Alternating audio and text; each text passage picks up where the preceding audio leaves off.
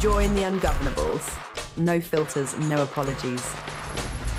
This season, we're cracking open Uniswap governance. Welcome to a new episode of the Ungovernable Podcast. Welcome, everyone, to a new episode of the Ungovernable Podcast. Today, we are joined by Takeshi, co-founder of Tané, a firm that is not just investing in crypto's future, but shaping it through deep DAO participation and governance. We are Joe and Austin of AlphaGrowth, your premier DeFi Operations and Growth firm. Takeshi, thanks for being here, man. What else does everyone need to know about you? Thank you for inviting AlphaGrowth team. Really excited about to be here and talk about what we have been working on. But first off, I'm talking about myself. My name is Takeshi. As you can guess, it's a Japanese name. I'm originally coming from Japan. I'm currently based in the US. I started my career as a software engineer in Japan. Moved to US for the company I used to work for, kind of subsidiary there. I was kind of assigned to the global project. And then from there, I've been in the US since then. But after the company, I switched to work for Twitter. Around the time, it's less chaos, smaller. Very interesting because I was really kind of believing the power of the social and the impact that Twitter can make. So I was there working on the backend and mobile like web, but in the end, I worked on the Twitter for iOS as a mobile app engineer. Around the time, I think San Francisco still is the tech hub, but like during 2010s, it's kind of the golden age of the Bay Area in San Francisco. It was great being there. And of course, I was interested in kind of Bitcoin, like a new technology coming up, Ethereum, all those things. But I just kind of traded some, just sold them, like didn't go really deep into it yet at that time. After that, I switched my job and converted to be a product manager, kind of retiring from software engineer, work on more on the product side. The company I worked for is making the news aggregation applications like Google News, Apple News, but independent, originally from Japan, but we have the US version of the app and trying to kind of push into the US business. I worked on the recommendations and user interface for consumer users. So then COVID hit, all those things, and crypto like Web3 came up. The word became really hot in 2010, 21. I was really kind of hooked into crypto, red pilled, I guess. And there were many NFT projects that I got interested in. I bought some, I lost money, but it was great to be there. Kind of meeting new types of people, interesting people, really kind of like-minded, kind of new frontier-oriented people. And I really like the kind of concept of those things that I talk about maybe later. So I decided to quit my job and trying to explore what I can do, and start looking into opportunities.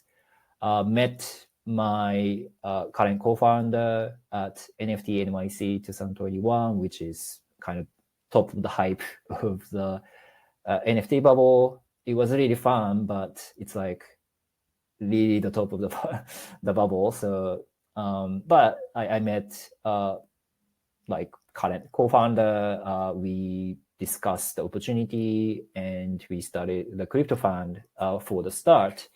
And later, we spun out the business operation part from the VC, kind of incubated it for ourselves. And now we've been focusing on two things. running node operations for the blockchain project, including Ethereum, Avalanche, and Celestia, and others, but also focusing on the participation in the governance side of things as well. So these are the kind of me and the farm's introduction. Right on. Yeah. Would you say that it was more the tech, the people, or the upside opportunity that really got you convicted into joining the space? Yeah, I love internet as a concept, right? Like Web 1, this is something that anyone can take down in a way. Like the freedom of the transformation, like transfer of the information, which is critical, and my kind of origin of the story of being in the tech and crypto right now. Web 2 came up, and I was a part of it actually, but Web 2 kind of take over what the internet is supposed to be, and I think the value transfer on the internet hadn't been done yet around the time. Maybe Stripe, PayPal, all those like big finance companies trying to kind of capture all those things. But I think blockchain achieved some level of the freedom of the kind of value transfer, and that's, to me, it's the kind of true internet coming along, and that's the part of that I got excited about. But also, okay, yeah, Takeshi, like just in case someone is tuning in for the first time, and they're not too familiar with this buzzword of Web 3. In your words, what is the difference between Web 1, Web 2, and Web 3? I would refer to the famous saying from Chris Dixon. I think Web 1 is all about like, from the user's perspective, read, right? Like the content owner showing what they have, and users just read them. That's it, like one way. Web 2 is about users now create content, and that's kind of two-way communication between users and like content owners kind of things. Now with Web 3, people can actually own the content, right? I think it's important to think about self-custody as an idea, and the blockchain exists with the like credible neutral layer of the platform. That's the critical point that Web3 has brought into, and I think that's the one of the most important things for humans, and the freedom that blockchain has brought. That's definitely the property that I got kind of really excited about. Yeah, I think that was a really solid summary of the transition, and yeah, looking forward to Web 4, I suppose. Quick question around Japan. So I actually, funny enough, independently of knowing that we were going to have you on the podcast, I actually had an independent thought the other day, because we're eventually going to plan a trip to Japan. And I was thinking to myself, there's actually not a lot of people that I've met in this space that are from Japan, even though Japan is a tech powerhouse, the superpower in the world, especially in cars and certain types of technologies. But I just haven't met a lot of people that are, for instance, based in Tokyo or from Japan. So because of that, I haven't learned a ton about Japanese culture and how it plays into business, because I know that there's some notorious things about Japanese culture and how it plays well with business. So very curious to hear from you. what people might not know about Mm-hmm. how the Japanese culture plays into all this here. Yeah. I mean, aside from like not talking about like crypto in general, I mean, in specifics. In general, I think Japan is large enough to have self-sustained, to have a businesses inside, right? So people in Japan not necessarily have to think about kind of building the businesses outside of Japan. That's in general one of the reasons that you don't really see people from Japan in the other world. I kind of been a rare existence, kind of coming from Japan, trying to kind of make something globally. But that's a kind of general sense of like how Japanese people are. I like to change the atmosphere about that. Like people in Japan should look for outside and trying to kind of challenge themselves in the other part of the countries. Well, but specific to crypto, like Japanese crypto culture, one thing you might not know is very active, like in terms of trading. Do you know the word Mt. Gox, right? Yeah. Do you know where the Mt. Gox coming from? No. Oh, you don't know? Yeah. That's a kind of misconception, or like maybe something that you don't know. But Mt. Gox is one of the Japanese exchange in Japan. I mean, yeah, and they got goxed and like FTX, and I think they got hacked, so that all the BTC they hold kind of hacked in. So, but around the time like 2013, 14, 70% of the BTC trading is happening on Mt. Gox. So, and the word Mrs. Watanabe, it's like kind of ordinary, like Mrs. Watanabe is just at home trading BTC. That's the kind of interesting fact, right? It's very, I think, trader mindset kind of things are coming from like old age of Japan. So like still, I've seen quite a few advanced traders. Also some kind of interesting activities happening from some borders, and also airdrop hunters. They're kind of trying to figure out what interesting projects are, and they kind of look for opportunities.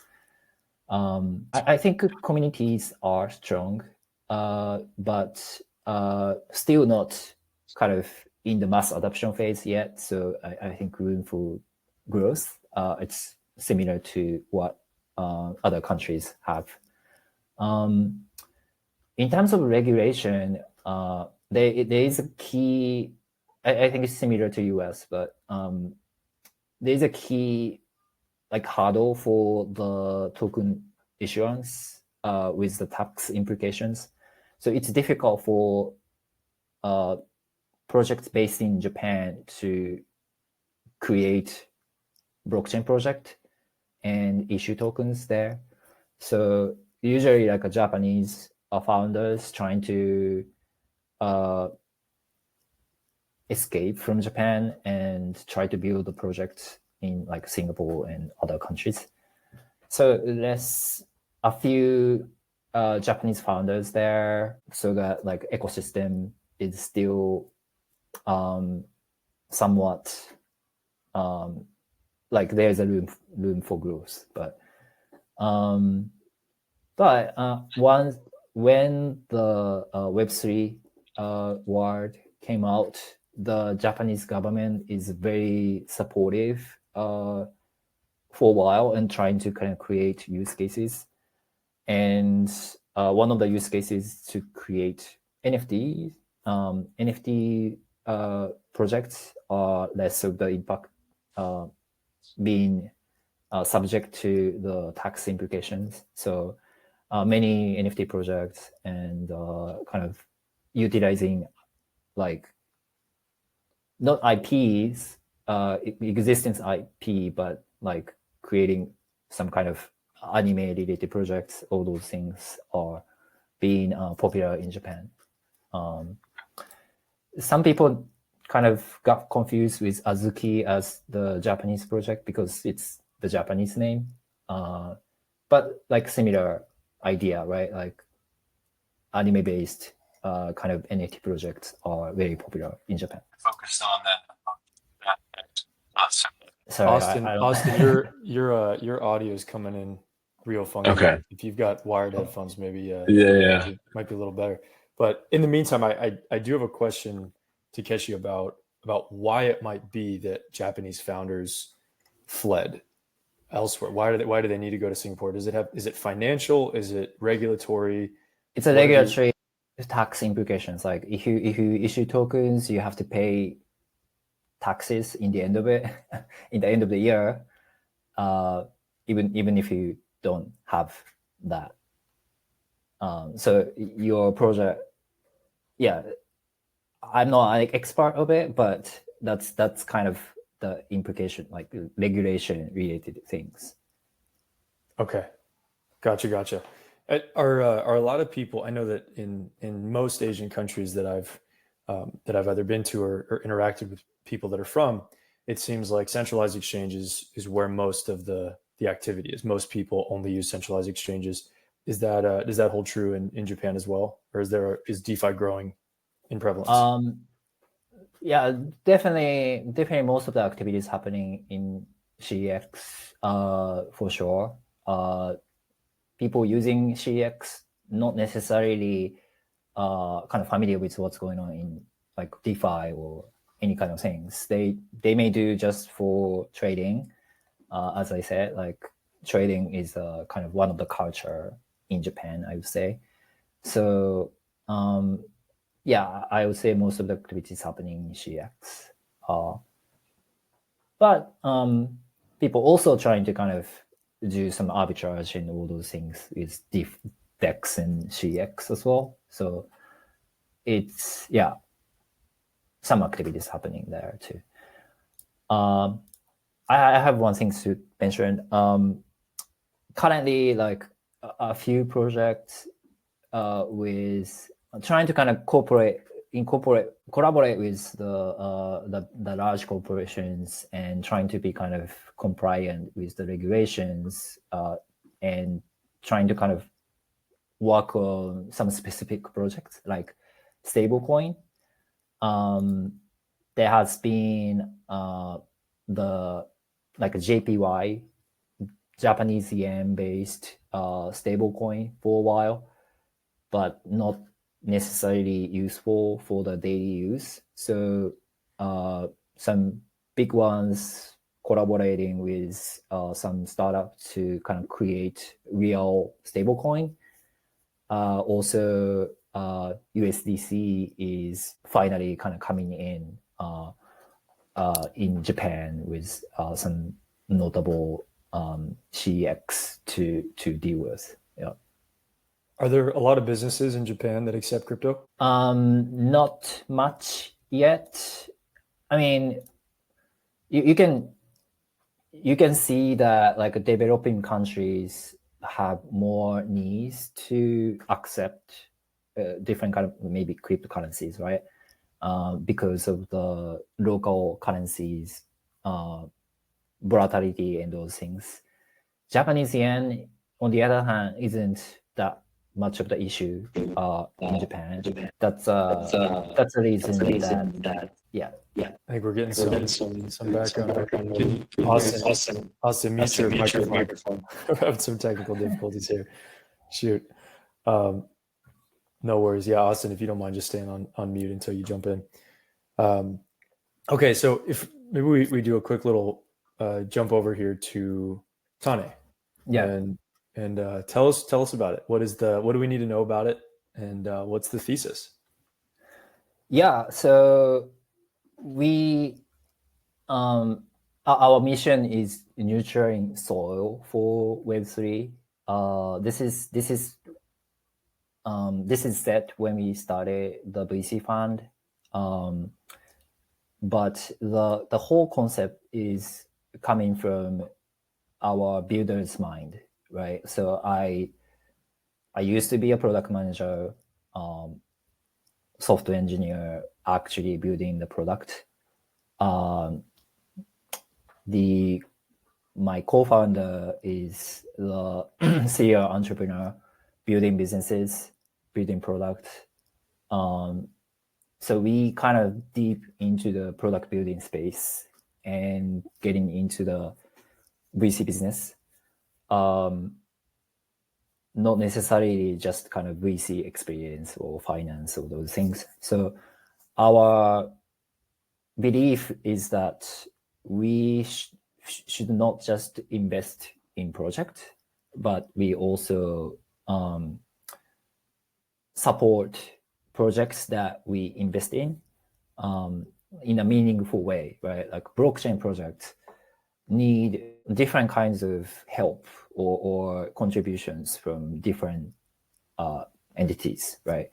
And it's something that we like to contribute in a different, like, unique way. So yeah, this is the whole kind of thesis that we kind of stem from. And our fund name, the company name is Tané, which means seeds in Japanese. Like we grow the seeds into the trees, into the forest, becoming the ecosystem. So this is kind of the story that we are trying to kind of push for. All those things that we are doing is for ecosystem, and we are trying to nurture the soil to grow the ecosystem from the ground up into something meaningful for the society. So that's the whole thesis. And we also believe in the decentralization, right? We are kind of rare actor from one of the Asian countries. Geographical decentralization is something that we value, especially for node operations. Most of the nodes exist in US or Europe, which is kind of centralized in a way. To maintain the credible neutrality, kind of robustness of the network, we should have geographical decentralization. So we can contribute to that, and we also we believe we also have like a unique perspectives from underrepresented culture in a way, especially in the governance space. There are not many actors kind of representing Japan or Asian countries, and I think it's important perspectives in terms of diversity and decentralization of the protocol governance. We believe it's a rare property that we can provide to the protocols. I've never heard the perspective of the need for geographic decentralization, especially when it comes to nodes and validation.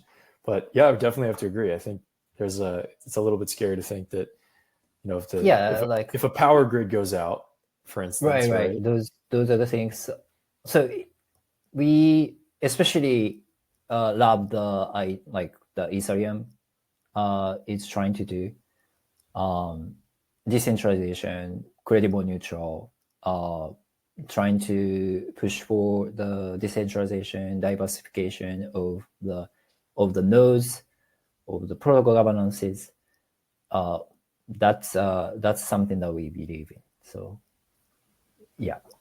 So you mentioned that you guys are nurturing the proverbial soil of Web3. Yeah. What is missing? What's missing from the soil, in your opinion? I think still, especially for governance, still not many people there. Like when I joined the call in the kind of newly launched DAOs, pretty much most of the members I've seen in other DAOs. I mean, maybe it's something that others think us as well, but I think talent pool or the people who are serious about contributing to the DAO, I think there should be more capable, unique, diverse players should be in the DAO as well. There's definitely a fine line between bringing in new blood and distrusting mercenaries that are just coming in immediately to sell something, for instance. Yeah. So I think that's probably the biggest reason why there aren't a lot of new voices that gain credibility very quickly. And so it's a lot easier if you've already served two other DAOs, you're already a voice in a couple other DAOs, and then you come over to a third DAO. It's a lot easier because people say, oh, this person's been here for a while, versus a brand new. There's no general onboarding for any DAO, let alone all DAOs in general, right? Yeah. You can't just, how are you supposed to first interact and learn how to share your voice and learn? There's no place where you can be brought up to speed. If you jump into a community call, there's no context for the past 4 years of existence. It's just, here we are today. These are our relevant issues, and you're expected to understand everything that they're talking about. So it's not easy. And I don't know if that's going to be solved by an AI brain, or if that's going to be solved by a DAO onboarding committee. Yeah, I've seen some activities around DAO onboarding efforts. I used to be excited about that, but at the same time, like the DAO is changing quite a bit time to time, right? There is no standard way to express it in as a onboarding document kind of things. It's a live organization that people has to kind of getting into and learn by experience and see how it goes. So that's also a property that the DAO governance participants should have, from my perspective. Yeah, I think it's important. Can you guys hear me well? Is this any better? Okay, perfect. Sorry about that. I packed my microphone. But I think that's super important because it's a live functioning organism. So an onboarding doc would be out of date almost as soon as you put it together, trying to bring more people in. So if you have a few people running that and are up to date and up to speed, you can bring new delegates on and get those new opinions into the DAO. Yeah. That being said, what do you feel like is missing in most DAOs in terms of subject matter expertise, or what areas do you feel like DAOs are missing most in terms of a delegate voice? I think there has been less participation from builders who are the most important part of the protocol in the governance. I think I've seen the most of it in ENS DAO.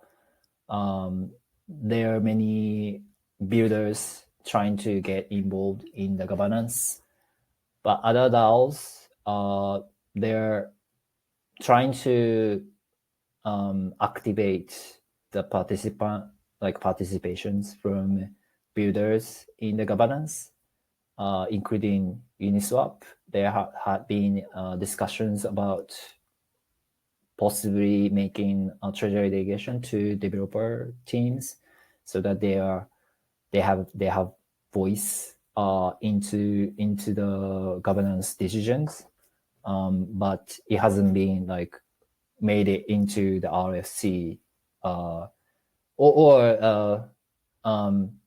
think DAO Promats is working on something related to that, but it hasn't been up to voting yet. So that's a kind of difficult perspectives, and one of the missing part in the governance. Especially as Uniswap transitions from a DEX to a piece of infrastructure, right? You want to have some of your top leading protocols either on Unichain or V4 having a voice in the larger protocol's direction. I think that's super important, because otherwise you might because be they're blind. the most representative contributors in the protocol. They're in the game, right? They are not just a skin in the game, they are in the game. And people who get involved seriously in the DAO governance should be really kind of in the game as well. Yeah, and I guess maybe what would be some of your advice, Takeshi? I know you guys have done this for multiple DAOs and become delegates for those DAOs, to somebody that is a V4 project that looks at the DAO from the outside and says, I don't even know where to start to become a delegate. What advice would you give some of those different projects? Definitely, source of truth is forums, right? Like all the discussions, context, DAO delegates. It's all happening in forum. It's difficult to kind of make it into onboarding document as we discussed. So start with forum, participating community calls. I think more organized version of the governance update for each DAO would be something people would like to actually think about participating in the governance. But yeah, forum is the source of truth for sure. Yeah, check on the forums, be active, give comments, just follow up to speed for whatever is going on. You don't necessarily have to comment on it, but you can really like follow what's happening, what's being discussed, what's the topic, what's the issues. Also, each DAO mostly has foundation, like kind of like leading communications and announcements and all those things. That's also their job to make sure that DAO participants in kind of in the know for all the things happens. It doesn't have to be foundation. There might be some dedicated team to support those initiatives. Rather than onboarding document, I think comprehensive what's going on kind of update documents would be something useful for newcomers to be interested in contributing. So we talked a little bit about Tané and what you guys are focusing on and how you view the aggregate ecosystem and your thesis around it. Are there specific types of projects that you guys focus on? Is it more early stage projects? Is it more ecosystem projects? Is it more Is it more liquid tokens? Well, as you can imagine, like nature, the soil part is definitely like infrastructure, kind of like ground of the ecosystem, right? So we focus on investing in infrastructure project, middleware, something to be critical to achieve the ecosystem to grow, like a bridge, like cross-chain mechanism, all those kind of things. but we also interested in the mass adoption, as we are builders and understand what's implication about like how to achieve a product market fit. I mean, not so much into gaming and some consumer applications. We believe it's a little too early to get in, but we especially like NFTs, as we met through NFT NFC, and we like them as a like a user. So we invested in a couple of generative art projects and NFT funds. But those are the kind of key points, the key projects that we have invested in. Currently, we are also interested in the DeFi applications, especially kind of primitive kind of projects in the ecosystem.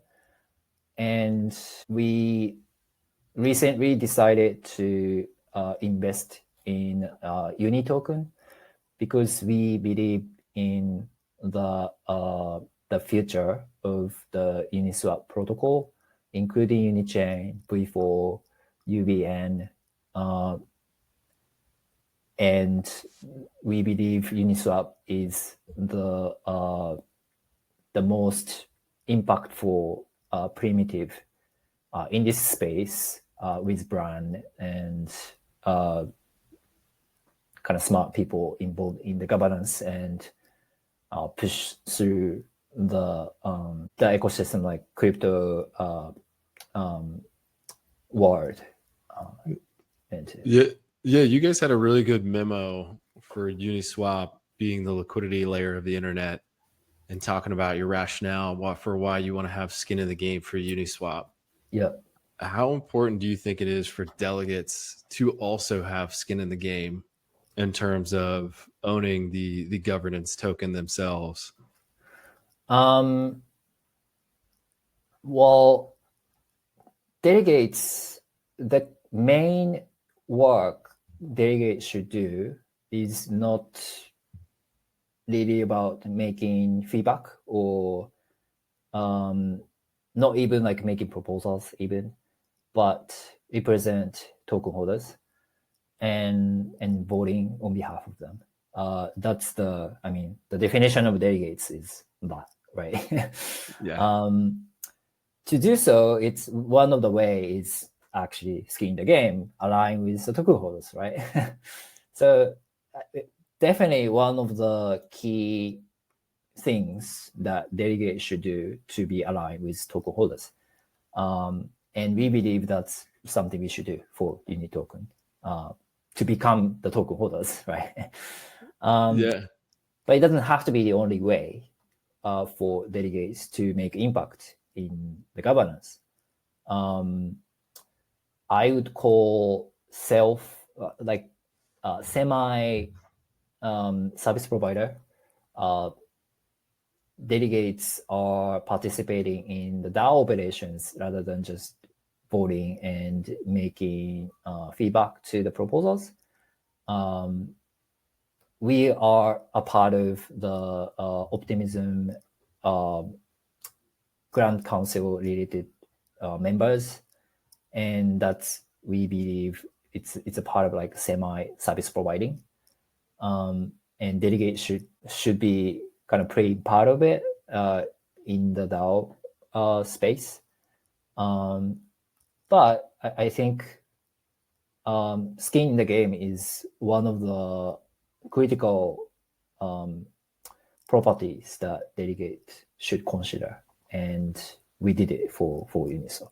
Yeah, I love that. Oh, and I feel like you align interests too, right? Like if you're receiving delegation, you also have upside, and you're are going to act on the best interest of those who's delegating on behalf to of them, you. and also you, right? Yeah, it's a virtuous cycle. Yeah. And so that's what we believe in. Like when starting the VC, right? Like we invest in the project, and we also collaborate, support like adding value to the project. So it's I think the flywheel of those kind of two parts, capital and actual contributions, is something to come with. Yeah, like they always say, put your money where your mouth is. Yeah. So, but I wouldn't say like that's the only work or that's the only property that delegates should have, but that's the most one of the critical ones that have. Yeah. Mm-hmm. So, and you were saying you partake in multiple DAOs for the governance process and different validators. How does Tané make decisions on where to expand and how to expand into these different DAOs and validator sets? Yeah, we particularly like selective of projects that we participate in. We participate in the projects that to be primitives of the components in the ecosystem. Uniswap should be the primitive. We participate in Morpho, which is kind of new generation of the lending protocol. Cow is like intent-based like things, a little competing with Uniswap actually, but yeah, we kind of consider projects to be primitives or not, and we believe in Ethereum, so we are running validators for them. We also running validators for Celestia because it's also the primitive of the data availability layer. It can be co-work with Ethereum and others. So yeah, those are the kind of decision-making points that we have for the project.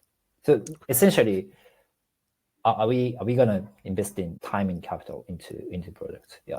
Yeah. Make So sure you're Uniswap, aligned. yeah, and Uniswap is definitely the one, as I've been saying, capital and the actual contributions is important. Yeah. So to double click on Uniswap, writing that memo, being the liquidity layer of the internet, what do you think will help make the next major unlock for Uniswap and really level up? Is that going to be V4 or Unichain? I would say both, right? But I'm particularly excited about Unichain and UVN, like Unichain Validator Network. I think it's very rare for like node operators to be in the governance as well.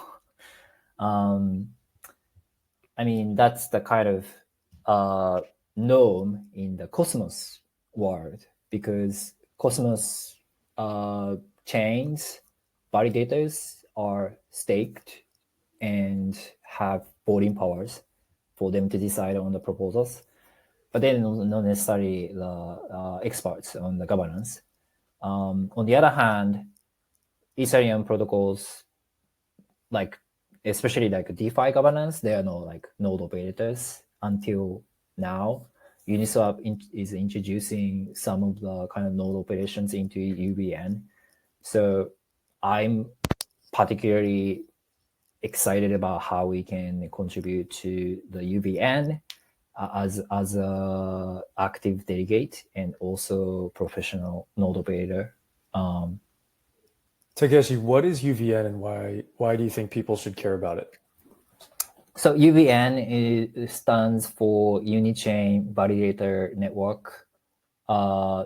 It's essentially trying to decentralize L2 like validation, like sequencing system. It's we believe one of the important technological advancement working with like Optimism, OP Labs, and Flashbot. I don't go into the details of how it works, but I think that's critical technological advancement. I think it's very useful for users. strong brand and clear messaging of what Unichain has to be, right? So and then the it has some part of the decentralization part as well that we believe in. Not all, but most of the L2 is running centralized sequencers. Even on top of the Ethereum, which is the credible neutral and all those things, it has a centralization perspective in the L2. But I think Unichain is kind of changing the part. But I mean, I'm excited. Like stepping back, I'm excited about like Uniswap as a brand, as a ecosystem, as a protocols, right? I think this is coming from the vision statement that Erin from the foundation mentioned in the GovSwap event. The Uniswap should be liquidity layer of internet. It's coming back to my original point. It's not just about blockchain. It's not about Ethereum. It's about internet. And then the liquidity layer, one of the important point of the blockchain project, liquidity, is to be on the internet, to be with Uniswap. And I think Unichain as a system to achieve the kind of blockchain with the decentralization part, and also V4 is the mechanism for kind of pluggable kind of applications to be using Uniswap as their edge for the applications. I think those kind of combination of those things as Uniswap is definitely something we are excited. Yeah, well, it's almost like you're getting the app store on the iPhone, and now you're trying to have all these killer apps or killer hooks or killer protocols on Unichain. So that way you're able to expand out and tap into new audiences. Yeah, definitely, right. It's kind of a SDK in a way, like a DeFi SDK with the liquidity center into the protocol. So I think it's just still starting, right? Definitely need bootstrapping. That's why we support the foundation and Goblet trying to kind of take a lead into it. But eventually it has to be sustainable.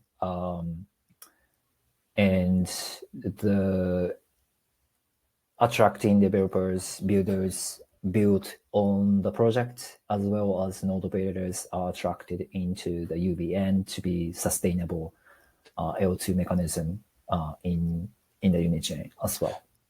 Yeah, you hit on sustainable growth. Like, what do you think are like the key pillars or pieces for Uniswap to have that flywheel going and have that sustainable growth?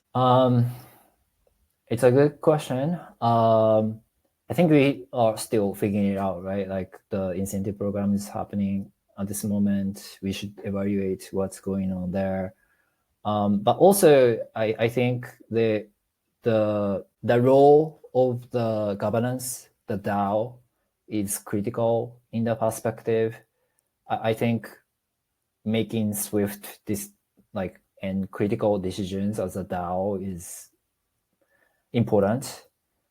But at the same time, currently we have the quorum issue in similar to other DAOs, and we are trying to address this issue by proposing one of the kind of RSCs. But at the same time, it may not be ideal solution. So we are still trying to tackle this perspective and trying to make the DAO sustainably kind of making decisions. But mid to long term, I think delegations is something that we need to fix as well. But as you may know, fee switch more incentives for delegators to delegate their stake their tokens for governance activities or unichain maintenance. I think those are the kind of key advancements that we should keep eyes on. When you say fixed delegations, what are you talking about? So currently, there are not that much of the motivation from delegators to delegate or change the delegations based on what their delegates do, right? Like set delegations and forget kind of things at this moment. It's like lock the tokens and forget, because nothing will change the structure or those maybe API not changing. But I think also that's also kind of incentive alignment, right? There should be clear alignment as a system to be there for delegators to, and delegates are aligned, and that's in a sustainable and sustainable way. So that's what I meant by fixed delegations. I think it's broken. Everyone knows that, but there hasn't been solution. There is going to be a solution, experimental, but we need to see how it goes. And it's a fee switch is one of the, and Unistaker is something that we are excited about as well. Yeah, I know fee switch has definitely been talked about for a long time, and hopefully looking to see that come up on the horizon soon. I wanted to ask Takeshi just a hypothetical. If you were delegated 41 million uni, what would you do? 41 million. Yeah, if you had the whole quorum, yeah, you can do anything you want. What's the first thing you're doing? If you can decide one ultimate future that you can build on, let's say Facebook or Instagram, those things, right? Yeah, exactly. What's the first proposal that you'd pass for Uniswap? That's a great question. But first, stepping back, it shouldn't be the case, right? As a nature of the decentralized DAO decision making. But if I were to make something around Uniswap, I would do the same, but maybe more focusing on the developers. How can we attract developers to build something on Uniswap and making actual use for the users. Come on, nothing controversial, nothing around fee switch or delegate incentives, nothing. Well, I would say nothing controversial. There's no wrong answers here. No, that's okay. And I do appreciate that you have that you hold integrity and your love and respect of decentralization. So yeah, sorry to put you on the spot for that one. But no, we do love asking that question, because in a perfect world, if there was a CEO crowned, who in this case would be hypothetically you, it's always fun to run the thought experiment of what is the first thing you would do. But it's I'll a follow good up. question. Yeah, it's I'll a good follow question. up with you about that. Yeah, well, yeah, to your point, I think every delegate, every person who can make even partial decisions about the protocol should have clear, maybe somewhat clear vision of what the protocol should do. So yeah, it's a great question. I believe in what the current foundation and like the DAO are trying to achieve is align with what we believe we should do. But yeah, I will think out of box and think about what we can do. Yeah. All right. Next time we talk to you, I expect a super spicy answer. Okay. Okay.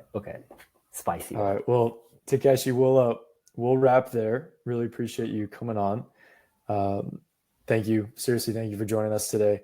For our listeners, do not forget to subscribe on Spotify and YouTube. Dropping new episodes every week. Follow us on X at Grow Uniswap to stay up to date.